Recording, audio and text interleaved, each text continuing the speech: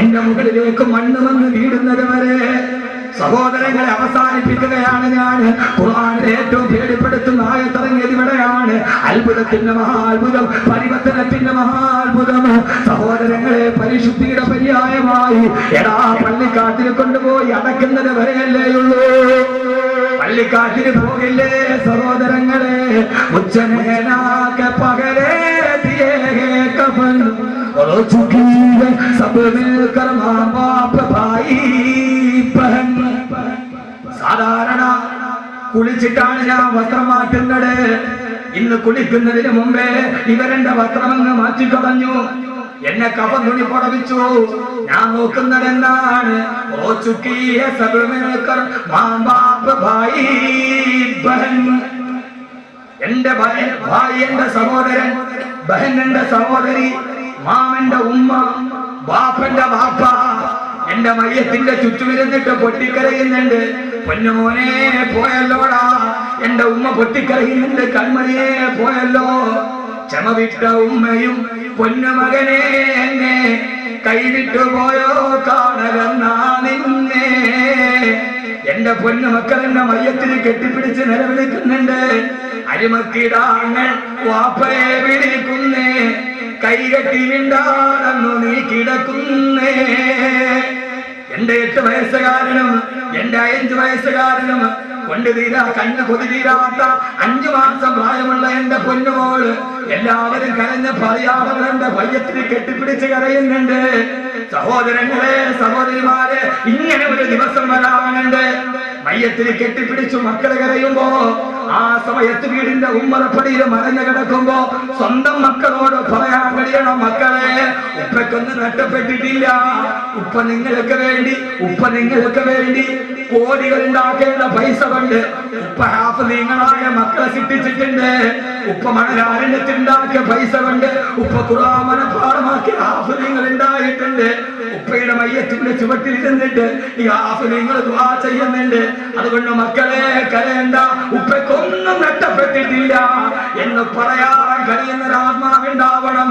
അതിനുവേണ്ടിയാണ് ഫിറോസ് ഖാൻ സാഹിബ് അദ്ദേഹത്തിന്റെ വരുമാനം കൊടുത്തിട്ട് ഹിഫ്ദുൽ ഖുർആൻ നടത്തുക. ലാഭമല്ലേ സഹോദരങ്ങളെ, ലാഭമല്ലേ? മാസം 50,000 രൂപ ചെലവുണ്ട്. 10 മാസം മാറ്റിവെച്ചാൽ 5 ലക്ഷമായി. അദ്ദേഹത്തിന്റെ മക്കളുടെയും ഭാര്യയുടെയും പേരില് ഒരു 10 സെന്റ് സ്ഥലം ഇവിടെ മേടിച്ചു വെക്കാം. നിങ്ങൾ പറയും ബുദ്ധിമാൻ. പക്ഷേ ചെയ്യുന്ന കച്ചവടത്തിലേറ്റവും നല്ലതാ റബ്ബിന്റെ ആജ്ഞ കൊത്തു നീ നടക്കുന്നതാ. ഏറ്റവും നല്ല കച്ചവടം ഈ കച്ചവടമാണ്. കാരണം ഖബറിലേക്ക് പോകുന്ന സമയത്ത്, ആരില്ലാത്ത സമയത്ത്, ഖബറിന്റെ ആഴം സ്നേഹിതാ നീ നോക്ക്, അതിൽ നിന്നെ മെല്ലെ ഇറക്കലും ഒന്നോർക്ക്.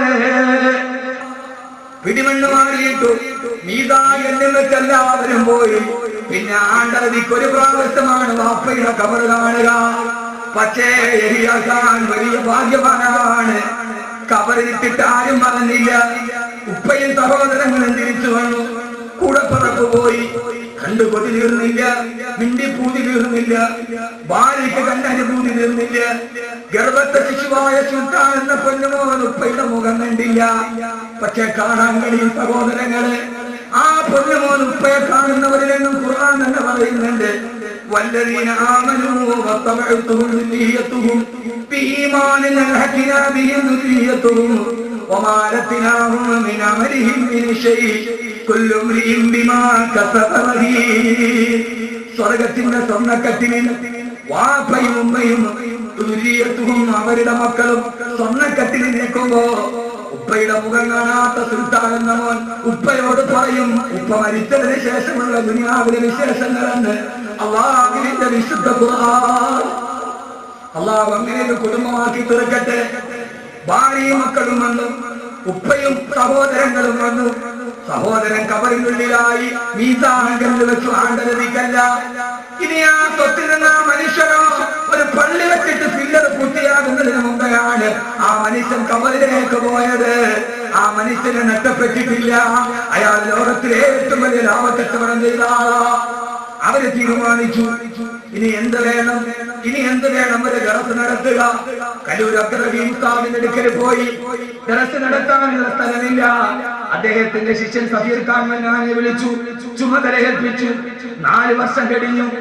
അവിടെ ഇരുന്നിട്ട് പിന്നീട് 24 മണിക്കൂർ ഖുർആനായി. മോനെ മറന്നില്ലല്ലോ, ഇതുപോലെ ജീവിത കാലമെല്ലൊരു കൊണ്ട് കണ്ടിട്ടുമുണ്ടോ ഇതിനു മുമ്പും പണ്ട്? ആ ചെറിയ കുണ്ടിന്റെ ഉള്ളിൽ സ്വർഗത്തിന്റെ പുതപ്പ് പുതയ്ക്കാൻ തങ്ങളുടെ സഹോദരന് വേണ്ടി, ഭർത്താവിന് വേണ്ടി, മകന് വേണ്ടി ഒരു കുടുംബം അർപ്പിച്ചു. ആ അർപ്പിച്ച അർപ്പണമാണ് യഹിയാ ഖാൻ മെമ്മോറിയൽ ഹിഫ്ദുൽ ഖുർആൻ. അല്ലാഹു അതിനെ സ്വീകരിക്കട്ടെ, അല്ലാഹു അതിനെ സ്വീകരിക്കട്ടെ. ആ മനുഷ്യൻ കബറിൽ കിടക്കുമ്പോ ഒരു വെളിച്ചം വരും. ഈ വെളിച്ചമേടാ അന സാഹിബുക്കൽ ഖുർആൻ, ഞാൻ എന്റെ കൂട്ടുകാരനായ ഖുർആനാണെന്ന് കബറിൽ അത് വിളിച്ചു പറയുമെന്ന് വിശുദ്ധനായ നബി മുഹമ്മദ് മുസ്തഫ. നഷ്ടമല്ല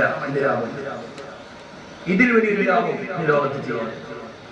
ആ മരിച്ച സഹോദരങ്ങളെ, ആ മനുഷ്യൻ മരിച്ചിട്ടില്ല. യഹിയാ ഖാൻ എന്ന മനുഷ്യന്റെ ശരീരമാണ് കബറിനുള്ളിൽ പോയത്. റൂഹ് ഇന്ത്യയിലാണ്. 7ാം ആകാശത്തിന്റെ മുകളിലിരുന്ന് ആ റൂഹിന്റെ ശക്തി കൊണ്ട് കാണുന്നുണ്ട് ഈ സദസ്സ്. ഉറപ്പാണ്, ഉറപ്പാണ്, ഉറപ്പാണ്. വണ്ടോഷത്തിന്റെ വണ്ടിയുമായി നരകത്തിന്റെ മുമ്പിൽ നിൽക്കുകയാണ്. ഹബീബായ റസൂലുള്ളാഹി അബൂ ഹുറൈറ റളിയല്ലാഹു തആല സുബഹി നമസ്കാരം കഴിഞ്ഞ് എഴുന്നേറ്റു. കുപ്പായത്തിന് പിടിച്ചു വലിച്ചിരുത്തി, അബൂ ഹുറൈറ, നിന്നോട് ഞാനൊരു കാര്യം പറഞ്ഞു തരട്ടെ അബൂ ഹുറൈറ. എന്താണ് നബിയേ? സ്വർഗത്തിന്റെ നരകത്തിന്റെ മുമ്പിൽ ഒരു വാപ്പയും ഉമ്മയും വന്ന് നിൽക്കും. എന്നിട്ട് ആ വാപ്പയും ഉമ്മയും അത്ര തക്കവയുള്ളവരല്ല, പക്ഷെ അവരുടെ മകൻ ഹാഫിളാണ്. ആ ഉപ്പയും ഉമ്മയും നരകത്തിലേക്ക് വിടും. ഈ മകൻ പക്ഷേ സ്വർഗത്തിന് പോവില്ല. അവൻ ഹാഫിളാണ്, സ്വർഗത്തിന് പോവില്ല. മലക്കുകൾ ചോദിക്കും, നീ എന്താ സ്വർഗത്തിന് പോകാത്തതെന്താ? ഞാൻ പോവില്ല, എന്റെ ഉപ്പയും ഉമ്മയും നരകത്തിലേക്ക് നിൽക്കുകയാണ്. ആ സമയത്ത് ഹാഫിളായ പൊന്നുമോൻ നരകത്തിന്റെ മുമ്പിലുള്ള പടിയിൽ ഇങ്ങനെ കറങ്ങി നടക്കും.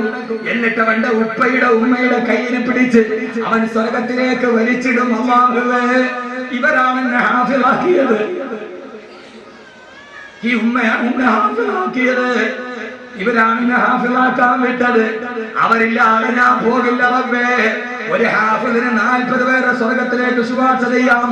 അതൊന്നും എന്റെ ഉപ്പയാണ്, രണ്ടാമത് എന്റെ ഉമ്മയാന്ന് പറഞ്ഞ് കൈ പിടിച്ച് സ്വർഗത്തിലേക്ക് വലിച്ചിട്ടിട്ട് ആ മക്കള് സ്വർഗത്തിലേക്ക് പോകും. അബൂ ഹുറൈറ, ഏതുപോലെ എഴുന്നേറ്റ് പോയ നിന്നെ ഞാൻ കുപ്പായത്തിന് പിടിച്ചു തിരിച്ചതുപോലെ എന്ന് നബി മുഹമ്മദ് മുസ്തഫ.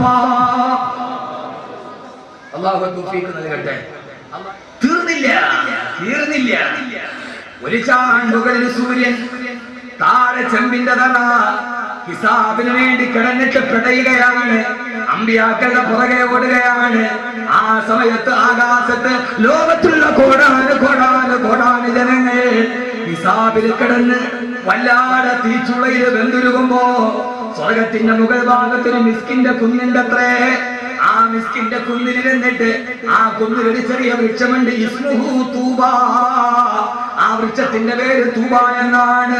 തൂബ വൃക്ഷത്തിന്റെ ചുവട്ടിൽ കുറെ കുട്ടികളും കുറെ മുതിർന്നവരും ഇരുന്ന് സ്വകാര്യം പറയും, പൊട്ടിച്ചിരിക്കും. അവർക്ക് ഹിസാബില്ല. ബാക്കിയുള്ളവരൊക്കെ ഹിസാബിൽ നിൽക്കുകയാണ്. താഴെ നിൽക്കുന്ന ആളുകളുടെ മുകളിൽ സ്വർഗത്തിന്റെ മിസ്കിന്റെ കുന്നിലിരിക്കുന്ന അവരോട് ചോദിക്കും, നിങ്ങളാരാ?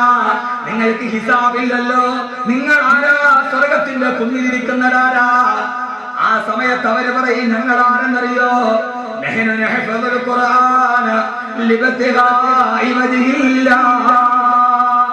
അല്ലാഹുവിന്റെ ദൃഷ്ടിക്ക് വേണ്ടി ഖുർആൻ മനഃപാഠമാക്കിയ ഹാഫിളീങ്ങളാണവർ. നിങ്ങളുടെ അടുത്തിരിക്കുന്നവരാരാ? അവര് പറയും, ഞങ്ങളുടെ അടുത്തിരിക്കുന്നത് ഞങ്ങളെ ഹാഫിളാവാൻ പോയപ്പോ ഞങ്ങൾക്ക് ഭക്ഷണം തന്ന, ഞങ്ങൾക്ക് വസ്ത്രം തന്ന, ഞങ്ങളെ സഹായിച്ചവര് ഞങ്ങളുടെ മാതാപിതാക്കളുമാണ്. ഇൻഷാ അല്ലാഹ് കാവുകളെ കുടുംബത്തിന് സ്വർഗത്തിന്റെ ഈ തൂബാ വൃക്ഷത്തിന്റെ ചുവട്ടിൽ ഇരിക്കാനുള്ള ഒരു വസീലയായി ഈ സ്ഥാപനത്തെ അല്ലാഹു മാറ്റുമാറാകട്ടെ. അവിടെ വെച്ച് പറയണം, അവിടെ എല്ലാവരും ഉണ്ടാകണം, ഈ കുടുംബം മുഴുവൻ ഉണ്ടാകണം. ഞങ്ങൾ ആരാ? ഞങ്ങളെ ഹാഫിളീങ്ങളെ വളർത്തിയവരാണെന്ന് പറയാൻ കഴിയുന്ന അഭിമാനത്തിന്റെ സ്വർഗത്തിന്റെ മിസ്കിന്റെ കുന്നിൽ, സ്വർഗത്തിന്റെ തൂബാ മരത്തിന്റെ താഴ്വരയിൽ ഒരുമിച്ച് കൂടാൻ കഴിയുന്ന മുത്തഖീങ്ങളാക്കി